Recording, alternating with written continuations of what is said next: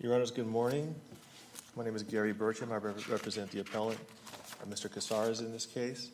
I'd like to reserve 2 minutes for rebuttal, if that's okay. All right. As soon as Mr. Casares pled guilty to the 2 counts with the mandatory minimum drug quantities and the information, defense counsel's number one job at that point was to make sure he qualified for safety valve. These were 10-year mandatory minimum cases. 4 of the 5 safety valve elements were already were not in dispute in this case. The only one which was in dispute was the truthful disclosure element. Instead of defense counsel getting to work on safety valve in a timely fashion and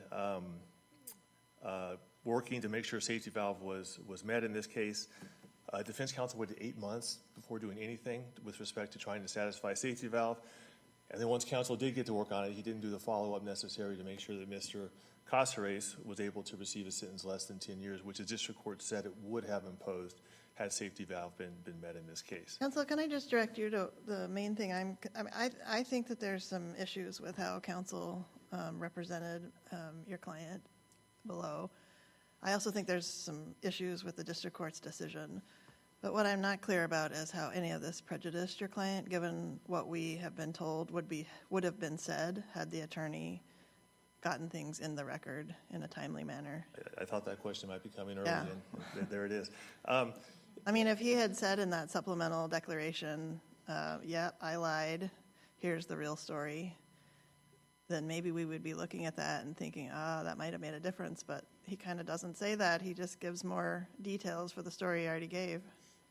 Well, he does, and I think I put those in the declaration, which I provided once I was appointed. I got that from Mr. Casares. The problem is that safety valve, it just wasn't done. It wasn't finished. Mr. Casares went to sentencing in this case, in a 10-year mandatory minimum case, and safety valve wasn't done. The attorney showed up in November for sentencing and told the district judge that he wasn't done. He needed more time for this. The district judge was very critical of that, very upset. But the problem is that it wasn't done. And the reason why that matters in this case is because Mr. Casares had 2 chances to get safety valve in this case. Convince the government that he was making a truthful and complete statement about the offense. But if that wasn't going to work, and the prosecutor certainly had doubts in this case about his account in the first proffer letter, then make a good record for the district court to do its independent analysis of the same question. And But what in that supplemental information that you've put in the record indicates that the court would have reached a different conclusion? Well, the problem with the district court's ability to decide this is when everyone showed up in November for sentencing, the district court had only read the government's side. The district court, the government filed its sentencing memorandum 6 days before the October hearing. Defense counsel submitted his proffer to the government the same day, and at that point realized that he had a real problem here. Safety valve wasn't being recommended in this case, and instead of defense counsel filing a supplemental proffer with the government or in the record with the district court, or setting up a debriefing where this all could be hashed out at one time in 45 minutes in an office at the U.S. Attorney's Office, counsel showed up with the strategy, and it's not a strategy, of just arguing this matter to the district court at sentencing. And it's clear when you read the sentencing transcript that the government had read the government's submission. It had read nothing from the defense. And so as far as the What was there to have read from the defense? I'm sorry? What was there to have read from the defense?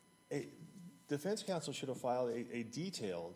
Okay, but should have filed, that doesn't mean that the district court was only reading one side of the case. That's correct, but the district court didn't have a copy of the proffer letter at the time sentencing occurred. Right, but your argument seems to suggest the district court was only reading the government stuff and was ignoring the defense stuff. But then you're saying the defense actually didn't file anything. So the district court didn't make a mistake of only selectively reading. Of course not, Your Honor. I misspoke.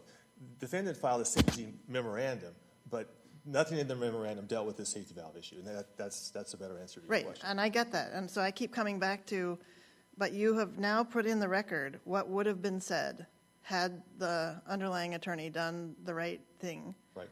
And what in there shows us that any sort of different decision would have been reached? Well, there were additional facts beyond what the prosecutor was given with the proffer letter. what this case really called for was a debriefing. And when you submit, this is like the last case, this is a drug import case. We have hundreds of these every year in San Diego. And typically... Right, and I'm really struggling with the same thing that Judge Forrest is, in that, at the, I think council could have done more. Normally, the debriefings are done in person. That's the best way, and so the government can ask the questions and address whatever concerns you had. But this was during that somewhat sensitive COVID period where we weren't meeting in person. And so it did put the defense counsel in the difficult position of having to sort of address why the government didn't think that the story was credible.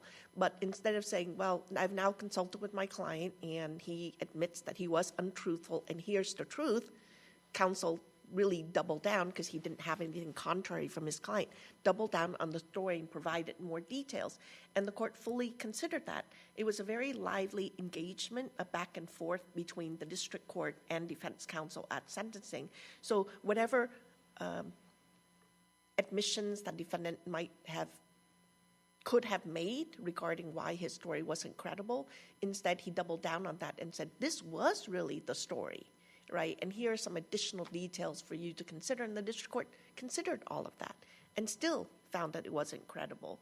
So I still don't know what would have made the difference, because he keeps sticking with the same story, and that story was not believed by the government and apparently by the court. The additional facts he provided, that I provided in the declaration, should have been provided in a supplemental proffer to the government, and say, okay, you have issues with these areas. Here's extra information to show why he's being truthful and complete as to these areas. And then if the government would have said, well, we still don't think he's being truthful and complete as to the number of crossings and the vehicles used and the timing of the crossings, then you have a debriefing. I mean, that's how these work. You send a proffer letter, and if a little back and forth doesn't settle the matter, you have a debriefing. And you're right, this was COVID, but we're now in September, October, November, when the MCC was never closed. I mean, it was a little more difficult to see people, but it was open for business the entire time. And the prosecutor said in this case that if counsel would have reached out and said, I want to do a debriefing, she said she would have set that up, maybe not in person, but video teleconference or telephonic. This case was screaming for a debriefing, and that's what defense counsel should have done in this case, which was when the written proffer wasn't going to suffice, you have a debriefing, and that's what any competent counsel would have done in this situation. Yes, things were a little more difficult logistically because of the timing, but not even asking for a debriefing was shocking to me, given that the written proffer was not accepted. There was some back and forth after that between defense counsel and the government. Apparently, that didn't carry the day. This had to have a debriefing. It was never asked for. Is your position that you just have to have a debriefing, or is it something about this case that means that the lack of a debriefing is dispositive? But I'm trying to figure out, is it just that if you don't have a debriefing, then that is reversible? No, just this case, Your Honor. Most cases don't have debriefings. Because the reason I'm I know you're the only time, but the reason because if you were defense counsel here, and if you think my guy, the government doesn't believe, and we don't know that, right? We don't know everything defense counsel knew, but you know that he's just going to give a few more details, but you don't think that that's going to convince the government. What do you do as defense counsel in that circumstance? You have a debriefing, and the person's just going to give a few more details to support a story that you know the government doesn't believe, and you don't think the government's probably going to change its mind based on those few more what the government thinks are false details. You see what I'm saying? Like, I'm not sure if it's not a hard and fast rule that you have to have a debriefing. I'm having trouble with the fact that this case really illustrates that you needed to have it in this case, because he just would have said the stuff that he's already said, and it wouldn't have changed the government's mind, and it doesn't seem like it would have changed the court's mind. I think it might have changed the government's mind. Debriefings are dynamic. The prosecution can ask whatever it wants. That's the Montanez case from the First Circuit, where they talked about the real benefits of a debriefing and the dangers of just proceeding with a written proffer. And so you get everyone together in the room, the defense counsel, the defendant, the interpreter. But it's also risks, too. It could harden the government's position. What's the risk in this case? It's already a 10-year mandatory minimum. The government said no. The defense has filed nothing with respect to safety valve in the memorandum for sentencing, and so Well, the risk might be that you feel like that you get to go to the court and convince the court instead of convince the, instead of the government. You're not going to make any progress with the government, and so you go to the court and see if you can convince the court. It would be the idea, as a defense counsel. The briefing's not going to help me with the government, so I'm just going to go to the court and see if I can win over the judge. correct. So it seems like there's not. It seems so. But if I really harden the government, they would oppose more. I don't know. It just doesn't seem. I guess what we're all struggling with. Could have maybe. said he came in and lied to my face. That Yeah, would but the carry quite a bit of weight. The Montanez case raises an interesting point. They say, so at the sentencing hearing, even more stuff came up during sentencing. The government said, well, he's responded to these things, but there's these other things, and the DMV thing came up, and other things came up. And so it was kind of the Wild West of safety valve at sentencing, because things just kept coming up that weren't even raised before. If you have a debriefing, it gives the government agent and the prosecutor a chance to ask whatever they want, and it gives the defendant a chance to answer questions, give context. And when you meet someone in person, it's a lot different from just reading what they write. Have your argument, counsel. Thank you. I know you're over time, or questioning took you over time, but I'll put 2 minutes back for your rebuttal. Thank you very much. Good morning. May it please the court, Benjamin Hawley for the United States. The reason the district court denied the safety valve adjustment here was because of the content of the information provided, not the timing and not the format that it was provided.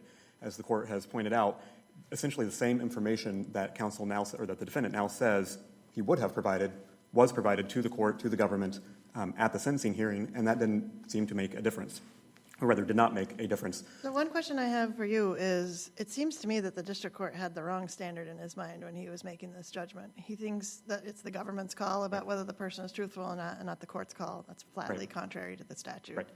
So given that the district court is working with the wrong lens, how can we really know prejudice? So 2 responses to that. The first is that the court said, kind of independent of, because the prosecutor pushed back on exactly that point, and the court said, kind of regardless, I have the same concerns that you do. So even if I'm looking at this, on my own independently, I have the same concerns. So even applying the correct standard of the court making the decision, it would have come out the same. The second is that ultimately this court is reviewing not whether the court should have granted safety valve, but whether there's something different that defense counsel could have done or should have done to make that difference. And here there's nothing there because, again, the district court was saying the information I'm receiving, I forget the timing, I'm not concerned about the timing on the merits, is not sufficient. He's not telling the truth. They filled in some of the details at the sentencing hearing and again in the declaration, but those details didn't change the fundamental concern that the... Well, there's one factual thing that I don't know what to make of, and the district court, again, erroneously says when considering this issue that there had been a proffer, there had been an in-person debrief, and so, again, I'm trying to think of, like, as a matter of common sense, it seems that the in-person interaction is probably the best way to go if you're trying to convince somebody that you're being truthful. I mean, you have the risks, right, if you're actually not being truthful, but we'll set that aside for a second. That's probably the best way to go. If the district court has in its mind when it's deciding this question that's happened, and it actually hasn't happened, then I'm back to, do we have a problem in terms of, can we really know what the district court would have done had it properly understood what had happened?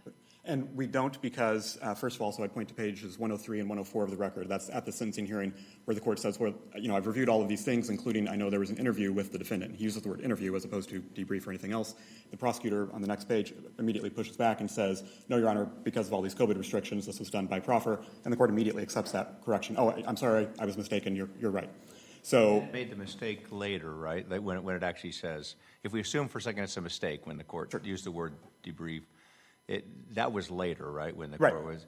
So what do we make of that? I mean, it does seem the court was corrected and on the record and understood, but then it almost reverted back to its mistake. And I'm trying to, do we use the earlier fact that the court seemed fine?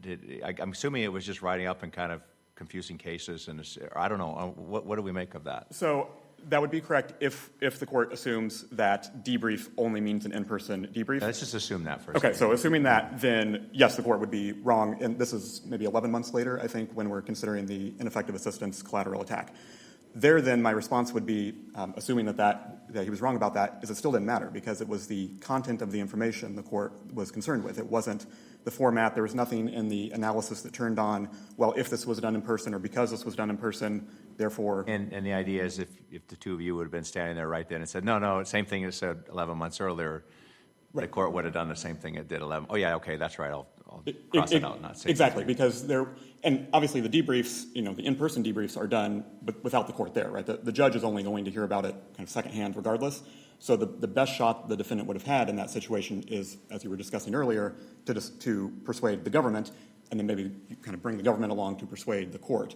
Well, what about the idea that it seems like defense counsel is really focused on this morning is that a debrief is just different. It does have some resonance, the idea that, like, you get everybody in a room. It's why mediations sometimes work, sometimes they don't. So what about that idea? At the end of the day, this is ultimately what the defendant is saying. And so, again, we have that declaration now 11 months into the process after the sentencing where he's not coming off the story. He's providing Right, but I think counsel's point is that an in-person debriefing is very dynamic, right? The government can probe, the government can question, the government can ask him as many questions as it wants to be fully satisfied that he's given a complete answer. There are definitely risks with bringing your client in, but at the stage that the case was at, what choice did the defense really realistically have? That was his best shot, right? The government already thinks that you're lying. Right. Let the government bring your client in, let the government ask as many questions as it wants until it feels satisfied. That was his best shot. Now, we don't have, given the statements, and even now we don't have maybe enough details that would have satisfied the government, but what I hear defense counsel saying is that that was the only thing that they could have done to really have changed the government's mind. Right. So I think the concern there is if this court holds it was ineffective assistance, either kind of generally or on these specific facts, to not do an in-person debriefing, that's getting very close to then having a bright line rule of you have to do an in-person debrief in essentially all of these cases, or at least when the government is initially pushing back. And the question isn't could counsel have done more, it's was it so far or below the objective standard of reasonableness of what a defense counsel should be doing in this case. And because there are risks to doing that debrief, particularly if you have a client, as certainly the government believes here, was sticking with a story that just was not true, that's not a bad tactical decision to kind of keep him away from a experienced prosecutor who's functionally going to cross-examine him during the debrief and potentially come in with more information to the district court of saying, here are additional things he lied about or here are additional concerns we have. It could be a Hail Mary shot in this case, but not taking that. What's the practice in San Diego for these debriefings? Are they usually in person for safety valve So, purposes? kind of outside the COVID context, a lot of them are, but there are plenty. I would defer to defense counsel on the percentage that he would have more experience with some of that, but I would say half or more are done by letter. If then there's pushback, then I think a lot of the times you do have, at the very least, a more conversation, potentially another letter, and then a lot of times then you do a sit down, but it is not every case that you have a in-person debrief, largely just because of the volume. And if someone's given a post-arrest statement that's lengthy and has a lot of information, we get a little bit more in a letter. It would be fairly unusual not to have an in-person debrief if the government is not going to agree to give safety valve. I would agree it would be probably unusual, but I would not agree that it then is ineffective assistance of counsel to avoid that or to not put your client in that situation. And again, here with the COVID restrictions, that doesn't make it impossible, but it certainly would have made things more difficult in terms of having that give and take. There's one other thing I want to ask you about that I'm concerned about with how the district court did this. I'm looking at his 2255 decision. Right. And it seems to be that the district court thinks that because the defendant lied the first time, or what was perceived to be a lie at the first time, that he didn't get there was no reason to give him a second, I think he even says, second bite of the apple. Again, I think that's flatly contrary to our law, that as long as the government can make an assessment that somebody is being truthful at any point before sentencing, even if their story has changed, if they've lied and they have to come in and say, I'm sorry, and I'll give you the real story now. So what do we do with that in terms of the district court is saying, I didn't need to give any more continuances, I didn't need to give any more time for any more work to be done because it wouldn't have mattered anyways because he lied the first time and he doesn't get a chance to correct. So there, I think the court is relying on the not later than the time of sentencing portion of the requirement and saying, you gave this letter ahead of time, and now I'm hearing at sentencing what the story is. I don't need to continue it to have you now kind of add more or maybe even change your story and come back for another sentencing. So I would agree it would be different if all of this had happened kind of before the sentencing hearing, and then at the sentencing hearing the defendant says, okay, here's actually what happened. But didn't he say something similar at the sentencing hearing? The court did not continue it another time, but this is while they're talking about, you know, the merits of it and here's all this extra information that counsel is providing. The court is hearing it. Some judges would continue it and basically tell the defendant, kind of give them a stern speech of, you really need to be truthful, let's try this again. But I don't think there's any requirement that the court continue it to give the defendant, you know, another shot at providing yet more information or again, from the government, the court's point of view, truthful Yeah, and of course, information. I mean, here we're not looking at whether the district court erred in not giving a continuance. We're looking at the attorney Right. and the attorney's failures and whether they are material, like whether they would have made a difference. Right. So I'm still wrestling with, it really does seem like the defense attorney did not do what was needed here in terms of making sure that he made a full record Sure. for his client in terms of the safety valve. And we've got the district court who's seeing things at least two ways incorrectly and trying to assess, like, well, if he had actually done what needed to be done, would it have made a difference? And our answer to that is no, because the court repeatedly said, and the prosecutor for that matter too, the information is not credible. And it wasn't the format, it wasn't the timing, it was this information that you were telling me is just not true, and therefore you don't qualify for safety valve. Defense counsel could and should have done more in the sense of, it's generally not a good idea to make a federal judge angry and just collateral issues of timing and such. But the court expressly said that's not my concern. My concern is the content. That content's not true. Therefore, safety valve does not apply. Thank you, Thank you. counsel.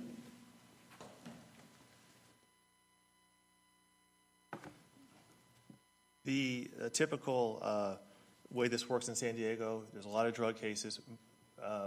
Back when they were charging them as mandatory minimums, you send a proffer letter to the government. Or they would usually say, send me a proffer letter and I'll consider that for safety valve. You send the proffer letter to the government. And in a lot of cases, in some cases, that proffer letter is acceptable. I think in more cases, there's a response, hey, what about this? He didn't touch on this. You send a supplemental proffer. And in most cases, these cases are settled in terms of safety valve in writing between the prosecutor and the defense attorney with written communications. If that doesn't work, you have to have a debriefing. You have to have a debriefing for the reasons why your honors have discussed. The dynamics of the meeting where the government can look the person in the eye and the defendant can look the government agents in the eye and explain what happened. This wasn't like Mr. Casares had some crazy story in this case that he was trying to sell to the government. These were details about, where he was at certain times and why he drove other vehicles. I mean, this was. I like how this works. Practically, even though the statute says that it's really the court that needs to make a decision about whether the person's being truthful, practically, is that not true? Was the district court actually right as a practical matter?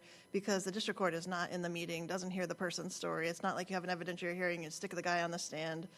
You just hear from the government, and you hear what the government's meeting was, and whether they believed him or not, and you probably just defer to that. Is that how it really goes? I disagree with that, Your Honor. If in a case like this, for someone who's safety valve eligible and looking at a much shorter sentence than 10 years, if the government declines to recommend safety valve after proffers or after a debriefing, you have to make your record. And you make your record by filing declarations, by requesting an evidentiary hearing before the court, and those happen. Evidentiary hearings as to safety valve happen, where the district court takes its obligation seriously to do an independent de novo review of the issue and gets all the evidence, and the defendant can testify as to what happened in the case, and the government agent or whoever can testify and say why they think that's not credible or not true. And the development of the record is crucial. First step, try to do it by proffer. Second step, try to do it by debriefing. And if that fails, you make your record for the district court to make its independent decision. None of that happened in this case. Thank you very much, counsel, for your very helpful arguments this morning. The matter is submitted.